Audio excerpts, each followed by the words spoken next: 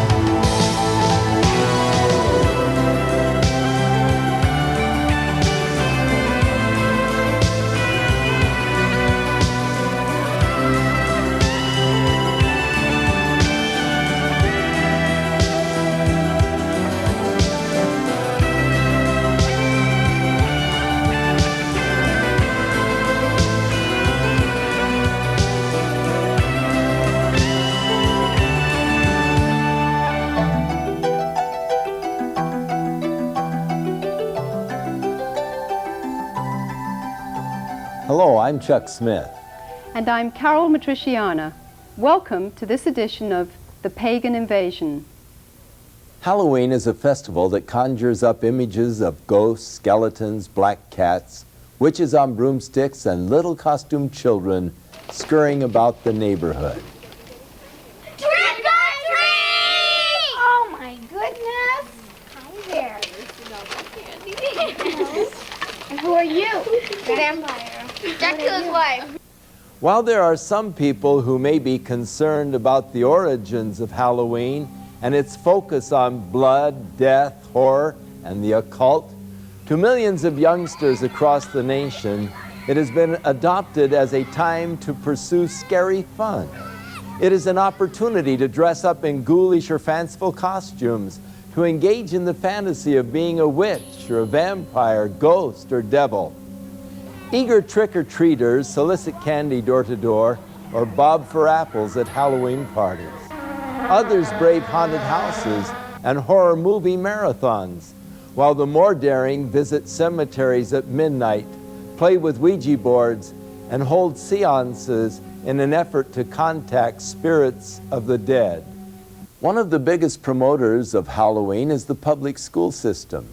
School-sponsored Halloween-themed activities often include dances, costume contests, carnivals, and arts and crafts projects. Education officials admit that more effort is usually put into the celebration of Halloween than any other holiday, including Christmas and Easter. Is the stimulation of a child's sense of fun and fear all there is to Halloween, or is there more? For many entrepreneurs, Halloween is big business, a major promotional event used to bring in billions of dollars worth of revenue.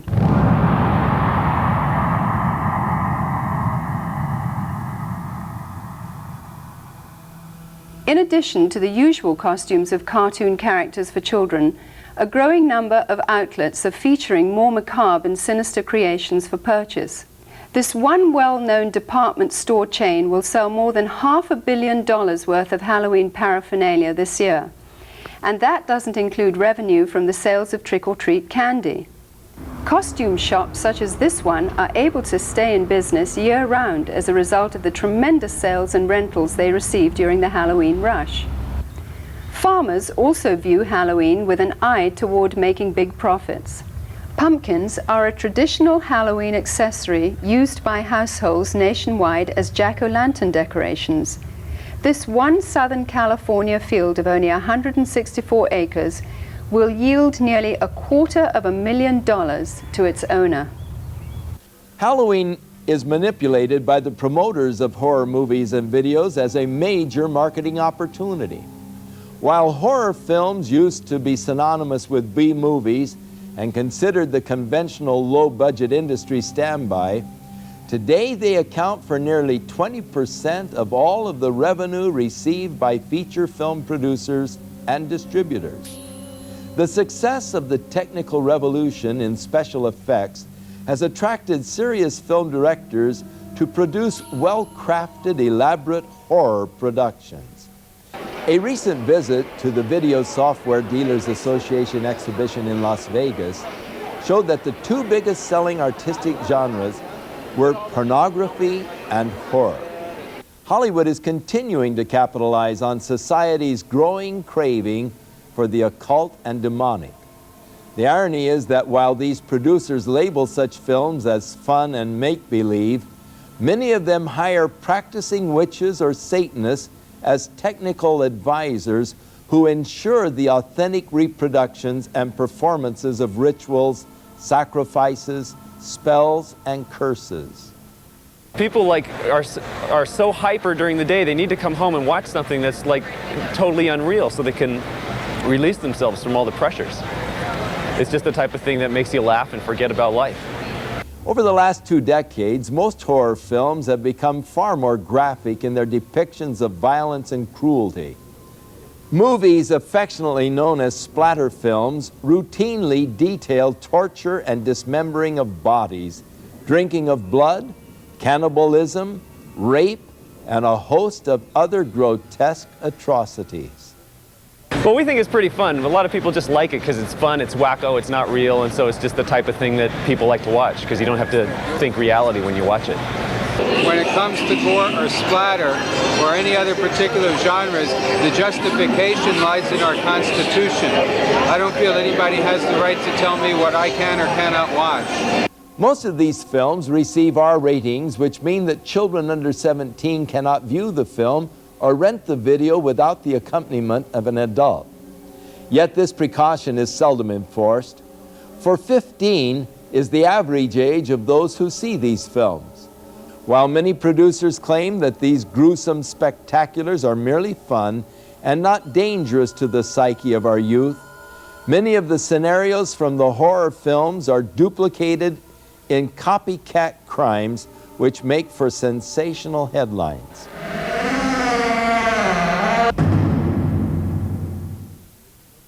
Glenn Hobbs was initiated into a satanic coven as a child by his grandfather and continued participating for many years. I recently asked Glenn about his involvement and the importance of Halloween to the occultist. Well, my involvement in satanic worship was, I was involved in it as a child. Of course, I was a generational Satanist, what they call a generational Satanist, and what that means is that my family was involved in it and their family before them. Now, my earliest rememberings of Halloween and some of the things that were involved was, it was a very dark time for me as a child. It was something that I didn't enjoy. Glenn, could you tell us about your involvement in any rituals at Halloween as a child? There was another little girl that was involved in the occult with me, and her name was Becky. Now, Becky was a different type of child. She was blessed to be a sacrifice. I was being blessed to be a high priest, where she was being blessed and born into the coven there to be a sacrifice. Now, we were in a ritual where we were married together. It was a marriage to the beast, and me and the little girl were married together, and there was a lot of sexual abuse that took place, and a lot of blood that was spilt over us, joining us together.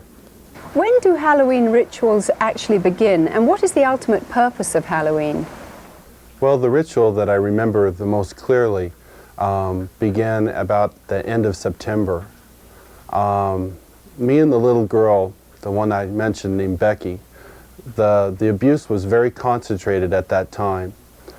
We were taken into several rooms where our clothing was removed. We spent the next couple of weeks in a kind of a shack where a lot of rituals went on, where a lot of animals were killed. They summoned Lucifer and his spirit to come and possess me, and so that I would be blessed to take over the position of the high priest at a certain point in time. Now, Halloween night, they had again put me and the little girl in the back of this van, and we again drove off, which seemed like for a long time. We were drugged once again, and we finally came to this stop. They took the little girl out and they left me in the van. I could hear a lot of commotion that was going on outside. People that were screaming and yelling, and this low murmuring and moaning noise that was going on, like some kind of a low chanting noise that was going on. So I knew in my mind there was some type of a ritual going on, because I'd heard that many times before. You know, it was real common to see people fall on the ground and convulse and go into convulsions during rituals and stuff with the demonic presence that were around. And finally, a woman came to the back of the van and she said, "It's time to go." And she brought me out of the van, and I could see that there was just a lot of people around. Some were dressed in dark brownish kind of robes with hoods over them. They took me up and they led me up to this stone altar. And I remember I saw the little girl, and she was on the altar. Now, at first, you know, I just wondered what was going on, because you never knew. I mean, they used the altar for a lot of different things. They could have just been sacrificing an animal over, could have been a sexual abuse from the high priest on to her. You know, it was a hard thing to know for sure. Well, they ushered me up to the altar, and I could see that they had bound her feet. They had her feet spread apart, her legs, and they had bound them to the ends of the altar, and they had taken her arms, which were laying out this way, and roped them to the altar, which had little kind of like hooks, which they could bind the ropes around. And she was really white. I remember seeing her, and she was just real pale and real white. And I noticed that they had slit the bottoms of her feet and her wrists, and they were taking the blood that was running out of those areas and putting them into chalices and passing those cups around to different people who were partaking of her blood. Then the high priest, he took the athami, or the ritual knife, and he picked it up and he put my hand on it, and then he forced it into her chest. So when I think back on Halloween, you know, over that period of time that happened, you know, that was the climax event, Halloween night, where they killed that innocent little girl. And this is something that's happening every Halloween. That's not just an isolated event. I mean, there are children all over the world who are losing their lives during Halloween night, and yet we, as a society, we go out and celebrate it, and we go door to door and we ask for candy, and it's a big celebration to us. And I think it's quite ironic how one group of people are thinking it's fun and another group of people are taking human life, and yet they don't, you know, there seems to be this wall and nobody wants to face the facts of what's really going on. Today, reports from all over the world show a growing concern over the mushrooming attraction towards the occult. Heinous crimes connected with the occult, according to police, are reaching epidemic proportions. Halloween is the time when community service organizations warn that children and animals are most likely to be abducted. To truly understand the significance of Halloween and its role in this mayhem, we must go back to its historic roots. East,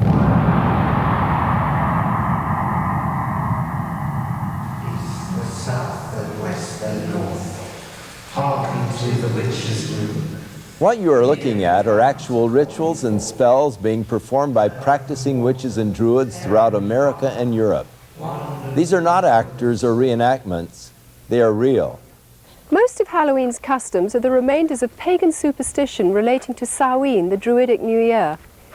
The Druids were the influential priests, magicians and sorcerers of the nature religions that prevailed in early northern Europe. These native beliefs permeated Celtic culture for about 2,000 years, up until the introduction of Christianity. Today, a revival of the practices of Druidism, along with various forms of witchcraft and nature worship, are sweeping across Europe and North America. Power of the sun. Power of the sun. The Druid orders are full of people from all walks of life, from soap opera stars to doctors and lawyers, dentists and toilet cleaners. Anybody can be a Druid. I'm standing on Primrose Hill, which is one of the sacred sites in London, and it was here that the Druid order was inaugurated in its last most recent cycle in 1717, when a number of Druids from Wales and Scotland and Ireland and Brittany and England came together, and it is here that some of the ceremonies are held. Samhain was seen as a time when the dividing line between the dead and the living was at its thinnest. Consequently, contact with spirit beings was thought to be easiest. Samhain was also one of the major fire festivals of the Celts. At this time, the Druidic priesthood led the people in diabolical worship ceremonies in which they would sacrifice animals and humans in ritual killings. Human sacrifice has absolutely no place in the modern tradition. Just because we see a pagan revival doesn't mean that we wish to go back to barbarism of any sort. So it's a bit of a red herring. It's not something we like to talk about. The name for Druids is believed to come from the Greek word drus, meaning oak. Druids usually select groves of oaks for their ceremonies and use the leaves in their sacred rites. The work of the Druids consists in reuniting us with the world of nature externally and internally with that stream of ancient wisdom and knowledge. Sharing the Druidic tradition of nature worship is witchcraft. The title witch is from the Saxon word wicca, meaning the one who practices sorcery. The Oxford Dictionary states that a Wiccan is one who is twisted, bent or warped. Despite attempts from modern Wiccans to sanitize the original intention of witchcraft, its practice cannot be divorced from demonology. O guardians of the watchtower of the East, I, Ishtar, high priestess and witch, do summon and stir thee. I command thy presence at this our meeting, to guard over our circle and to witness our rights.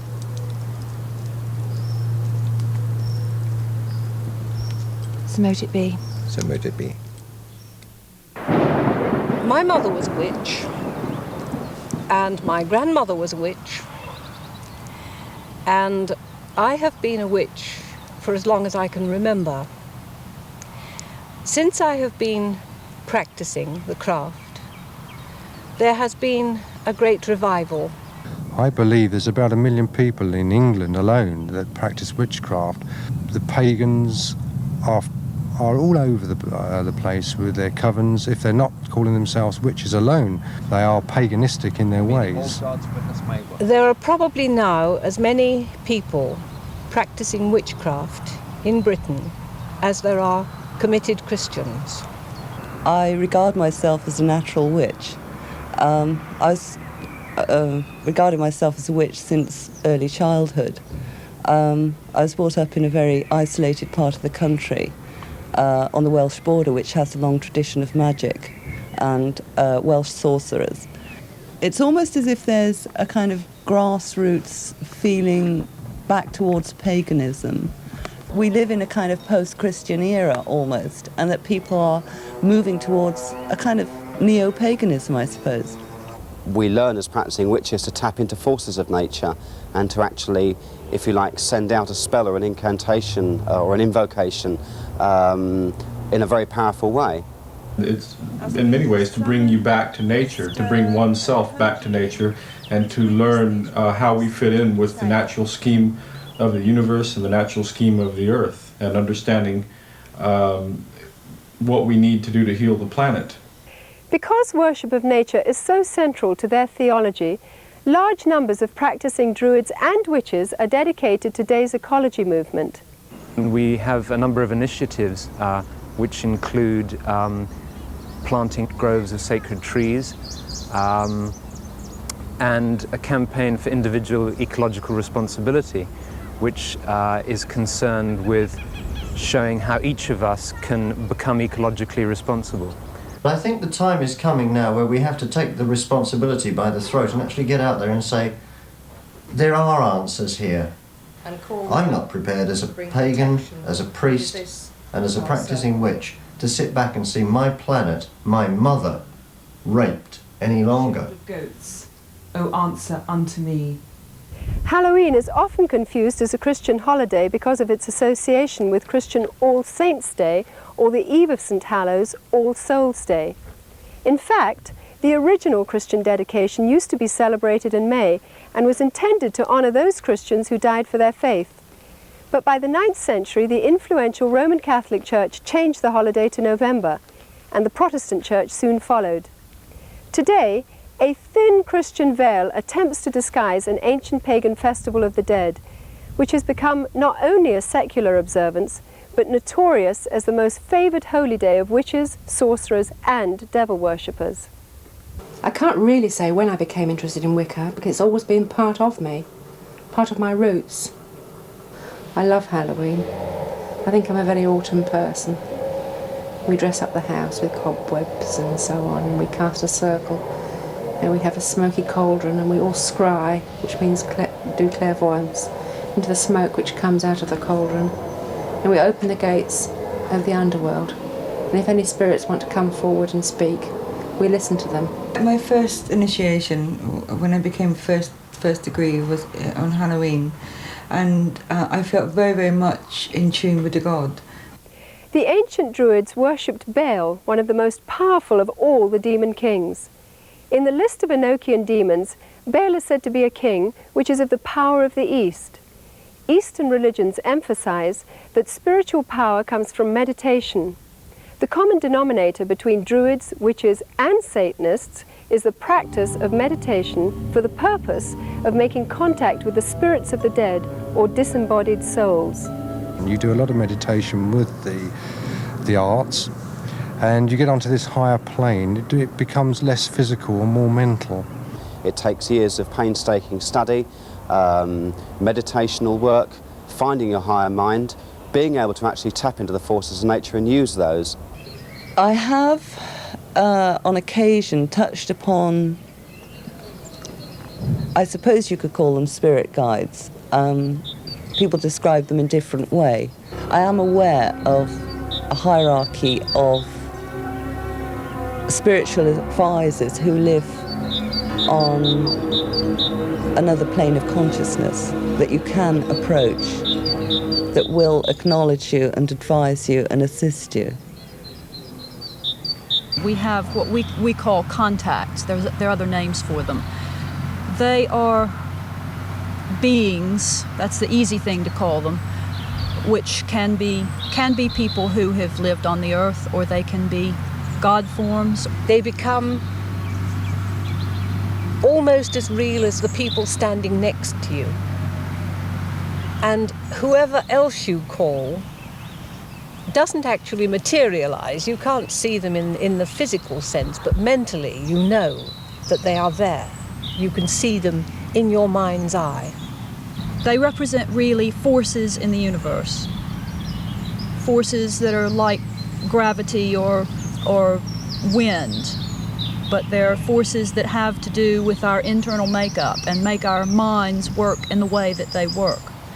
Margaret Adler, practicing witch and author of Drawing Down the Moon, warns that the trance state, with its roots in ancient shamanism and paganism, is not to be entered into lightly or when alone. For the spirit to be contacted actually enters the witch's body, using it to deliver a verbal message.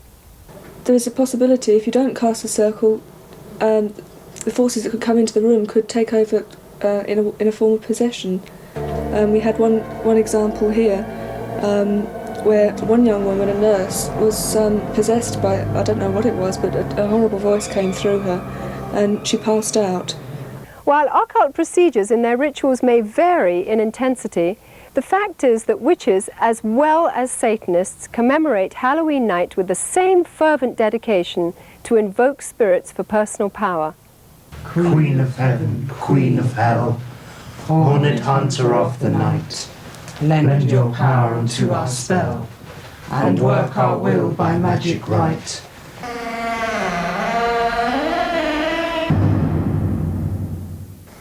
Glenn, you've now been a Christian for some time. What is your reaction when you see Halloween celebrated by people?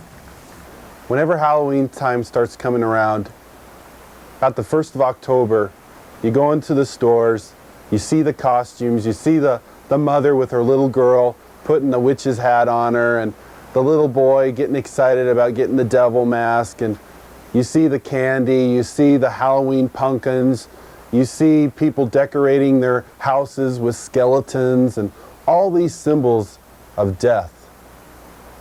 You know, it only serves to bring back horrifying memories to me. Memories of death, memories of children being so abused, so ripped of everything, their character, all in the name of Satan. If a person could really stop the next time they go into that store and realize that there are children who are going to lose their life because people are taking this a step further. There are people out there who don't just celebrate Halloween with trick-or-treat candy. This is a religious holiday to them. This is something that is holy and sacred, and they are taking innocent human life. I can't say, go ahead and have Halloween fun.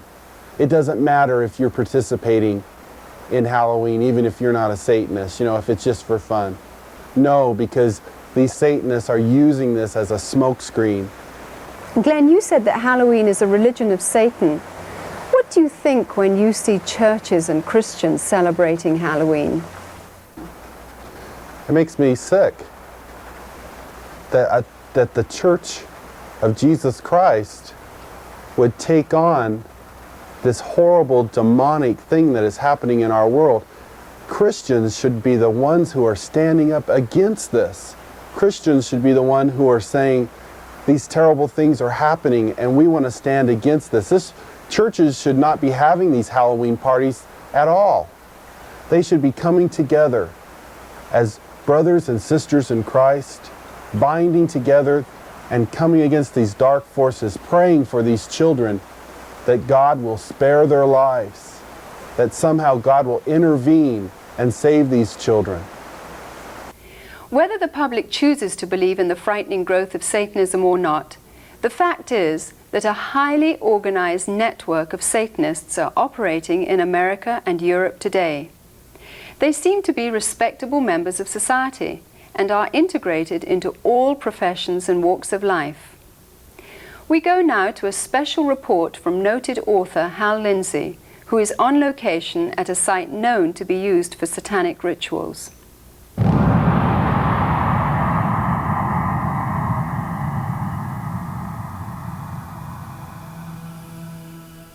We came out to a place in the hills east of Los Angeles, to a location that has been identified in the past with ritual worship and, we believe, Satanism.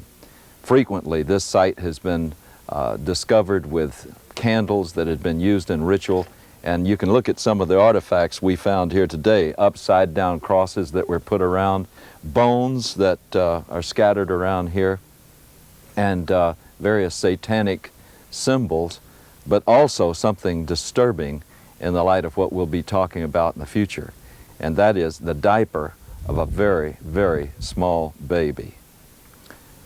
You know, I believe that this country is experiencing a pagan invasion, including a new upsurge of practice of witchcraft, the New Age, and as we will talk about today, outright Satanism. Around the middle of the 1960s, there was a dramatic upsurge in satanic worship, beginning with Anton LaVey and his writing of the Satanic Bible and the founding of the Church of Satan in San Francisco in 1966. I watched as this accelerated, not just in the West Coast, but around the country.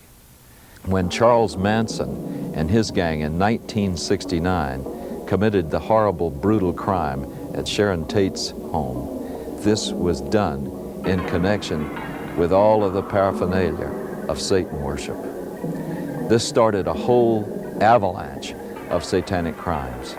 We've seen serial murders. We have watched as one after another has been brought to light. Many murders where satanic symbols have been discovered, the pentagram, 666, and all sorts of things of this nature were done. But more distressing, we have found all over the country reports that there are animals that have been mutilated in a very skillful and specific style that shows that they were ritually offered as sacrifices. There are now confirmed cases where there have been girls that have been used as breeders and their infant children have been sacrificed to Satan.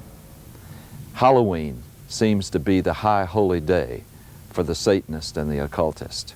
Halloween is the time when all across the country, in secret little places, in the dark, there will be little babies sacrificed to Satan. You don't believe it? I know it's hard to believe myself, but there has been such an acceleration of worship of Satan that we believe that these sorts of things are happening, and we have evidence that they are. Satanism exists in this country as it exists elsewhere. It is appallingly evil. It is about murder. It is about child abuse. It's about sexual abuse. It is no joke and must be taken seriously and must be dealt with. If they can ritually abuse children, if they can in any way sexually abuse children, anything to destroy a child's innocence or their trust or their wonder at the world, they will do it. The most tragic stories that I've ever heard are where a child has told people what's been happening, and the adults have said, "Don't be stupid, that doesn't happen in this country, you're making up stories, you're lying." The problem we're coming across is that the higher officials and these public organizations do not want to acknowledge that this is occurring. We need to lift that veil of misunderstanding and saying, hey, this is a crime to be dealt with. It's the crime of the 90s. It's not going away. Satanists want to recruit. We know that it's been going on for many years. This is not new, but their arrogance and their outwardness about the way they recruit is becoming unbelievable. Sometimes they'll simply suck them in through the local high schools, sex and drug parties. We have an epidemic of young people participating in some strata of Satanism. Now, that doesn't mean that they're all out sacrificing human beings, but they may very well be doing the rituals that involve mutilation of animals. One fire department individual told me all of the woods around our area have these types of rituals going on. It is believed that if you kill an animal, that exerts a tremendous amount of energy that the people there can sort of vampirize on, and so animals would be slain, and this is especially true on the high holidays like Beltane and Samhain, Halloween and May Eve. There's something about sacrifice. If you do it once, you want to do it all the time. Once you've actually passed the barrier of sacrificing an animal, you get this sort of bloodlust where you really want to do it. And I really wanted to do it.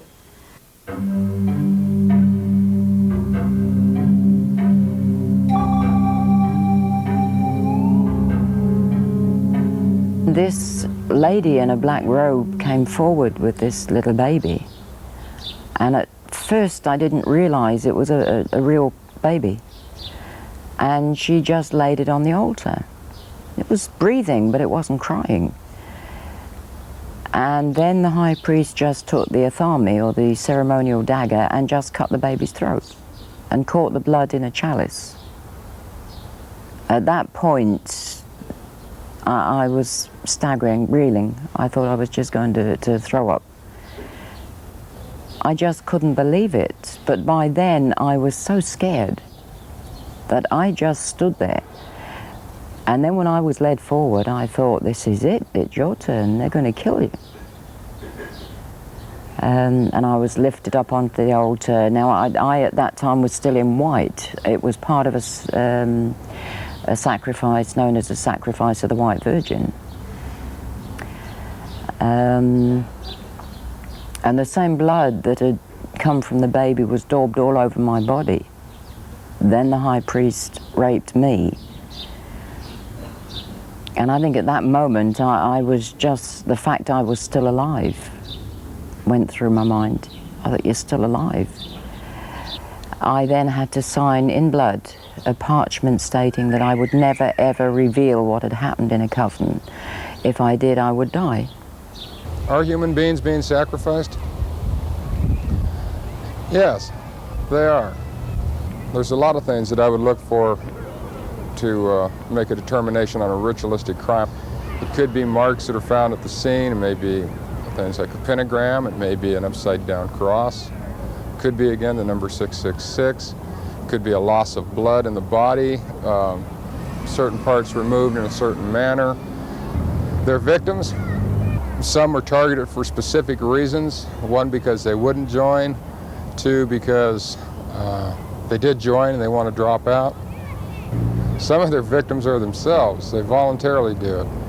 In many satanic groups, a mother will be asked to sacrifice her own child to Satan, and she may even, in fact, be ritually impregnated to do that. She may even specifically have been impregnated, and then when the child is born, they never register the child as being born, and they kill it in a very horrible way, and sometimes the mother herself is actually asked to do it.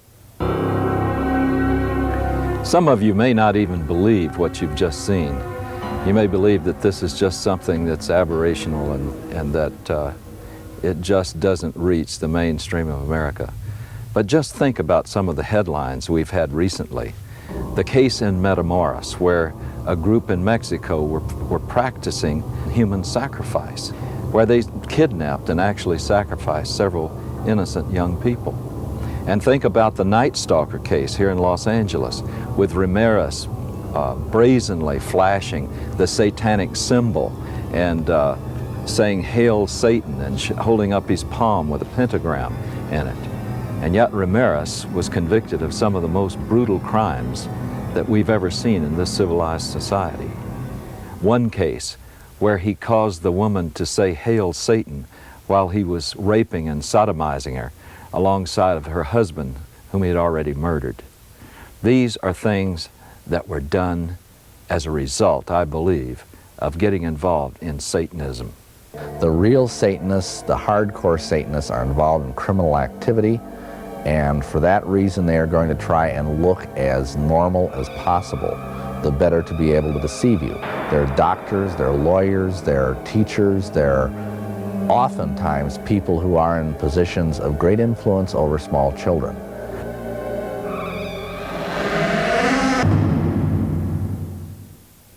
In a recent letter to syndicated advice columnist Ann Landers, a concerned parent wrote of a fourth grade teacher who had asked her students to write a short essay on what they would most like to do to celebrate Halloween.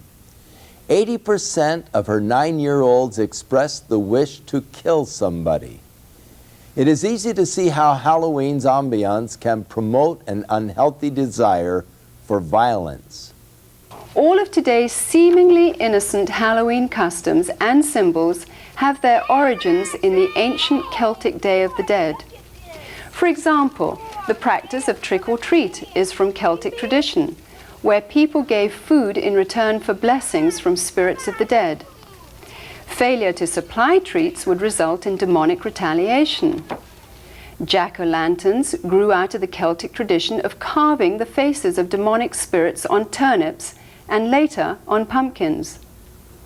The World Book Encyclopedia says the apparently harmless lighted pumpkin face of the jack-o'-lantern is actually an ancient symbol of a damned soul.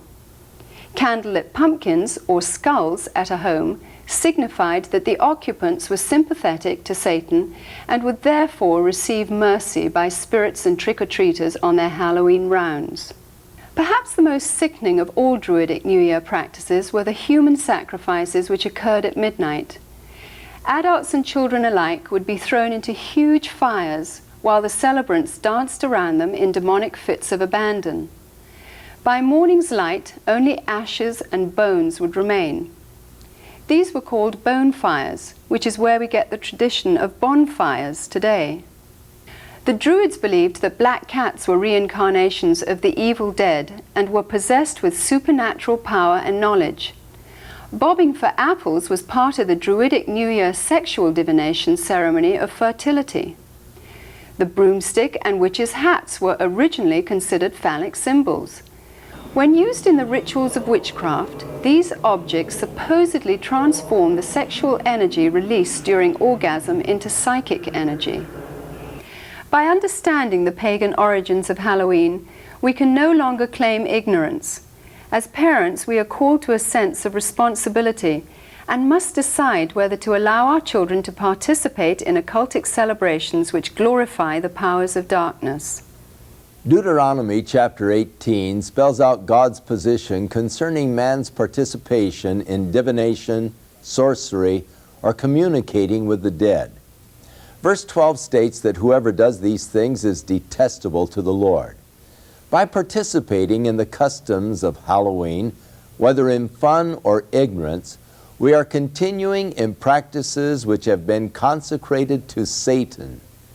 People who love the Lord should stand for separation from these things and not compromise. Christians can gather together at Halloween and use the night to educate themselves to the dangers of paganism and to take the opportunity to pray and wage spiritual warfare against the powers of darkness in their community. It can be combined with a time of worship, praise, and thanksgiving to our Heavenly Father for victory over Satan, death, and hell.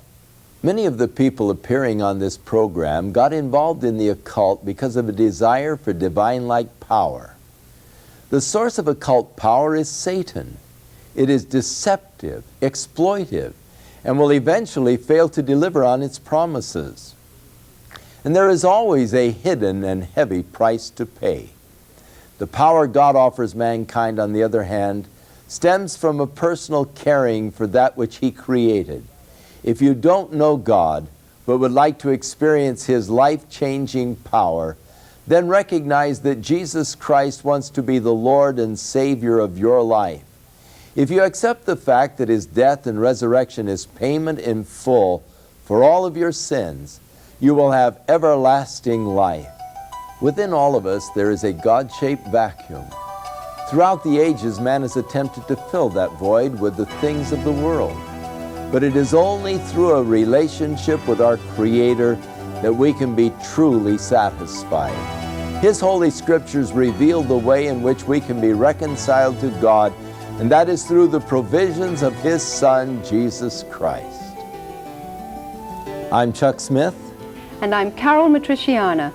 Join us again for another edition of The Pagan Invasion.